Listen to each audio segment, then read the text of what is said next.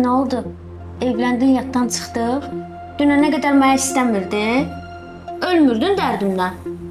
Mən bunu sənə əvvəldən də demişdim ki, bir gün mən ailə qurmalıyam.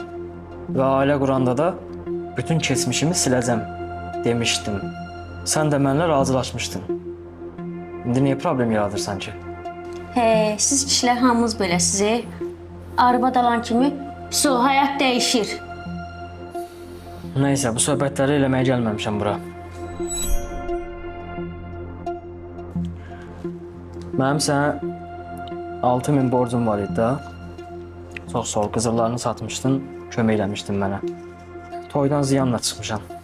2000 ayıra bildim. Bunu götür, qalanı da tez bir zamanda düzəldib verəcəm. Nə tez gedirsən? Darıxmamısan mənim üçün.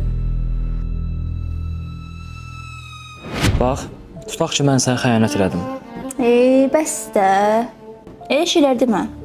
Yaxşı da, o mənə də demirəm. Sadəcə fikrim maraqlıdır.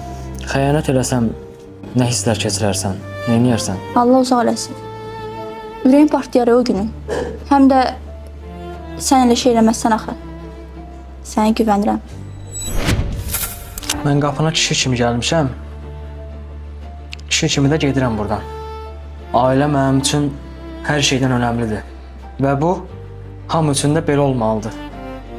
Ailəsinə xəyanət edən adam yaşamasın, ölsün.